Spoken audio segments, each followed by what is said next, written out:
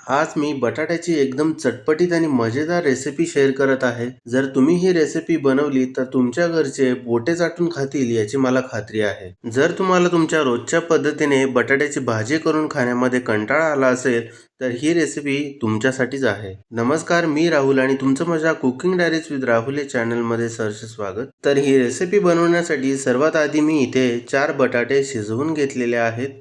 त्यांचे आता मी साल काढून घेतलेली आहे आणि आता आपण या बटाट्यांचे मोठ्या आकाराचे काप करणार आहोत. जर तुम्हाला बटाट्याचे छोट्या आकाराचे काप आवडत असतील तर काही हरकत नाही, तुम्ही छोट्या आकाराचे काप बनवू शकता. तर इथे आता आपले बटाट्याचे काप करून झालेले आहेत. आता इथे मी एक भांडं घेतलेलं आहे. त्यामध्ये आता आपण दही घालूयात. हे दही जेमतेम 1 वाटी असेल. आता या दह्यामध्ये आपण काही मसाले घालणार आहोत. इथे मी अर्धा चमचा हळद घेतलेली आहे. त्यानंतर 1 चमचा जिरेपूड, पाव चमचा कढीपत्त्याची पावडर, छोटा 1 चमचा काश्मीरी लाल मिरची पावडर, 1 चमचा गरम मसाला आणि शेवटी 1 चमचा धनेपूड घातलेली आहे. आता हे सर्व मसाले दह्यामध्ये व्यवस्थित मिक्स करायचे आहेत. दह्यामधले सर्व लम्स नाहीसे करायचे आहेत. त्यासाठी तुम्ही मसाले घालण्याआधी दही थोडंसं फेटूनही घेऊ शकता. तुम्ही इथे पाहू शकता मसाल्यांची अशा प्रकारे स्मूथ पेस्ट बनवायची आहे. आता मी गॅसवरती कढई ठेवून गरम केलेली आहे. आता यामध्ये आपण 4 चमचे तेल घालूयात. तेल गरम झाल्यानंतर इथे मी मध्यम आकाराचे 2 कांदे चिरून घालत आहे. आता हा कांदा 2 मिनिट परतून घ्यायचा आहे. आता मी इथे 1 चमचा आलं लसणाची पेस्ट घालत आहे. ही पेस्ट 2 मिनिट परतून घ्यायची आहे. आलं लसणाची पेस्ट परतून झाल्यानंतर इथे मी एका टोमॅटोची प्युरी घालत आहे. मी 1 टोमॅटो मिक्सरला फिरवून त्याची प्युरी बनवून घेतलेली आहे. आता चवीपुरतं मीठ घालून ही प्युरी कांद्यामध्ये व्यवस्थित मिक्स करून घेऊयात. आता झाकण लावून ही टोमॅटोची प्युरी 2 मिनिट शिजवून घेऊयात.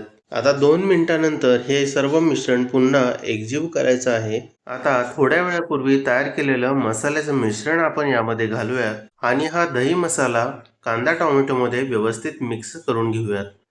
आता 2 ते 3 मिनिट कंटिन्यू हलवत राहून हा मसाला थोडा शिजवून घ्यायचा आहे. नंतर झाकण लावून कमीत कमी 5 मिनिटे हे सर्व मिश्रण शिजवून घ्यायचं आहे. 5 मिनिटानंतर तुम्ही इथे पाहू शकता मिश्रणाने तेल सोडलेलं आहे, म्हणजेच मिश्रण छानपैकी शिजलेलं आहे. आता हे मिश्रण पुन्हा 1 ते 2 मिनिट व्यवस्थित मिक्स करून घेऊयात. आता या मिश्रणामध्ये शिजवलेले बटाट्याचे तुकडे घालूयात आणि छानपैकी मसाल्यांमध्ये मिक्स करून घेऊयात.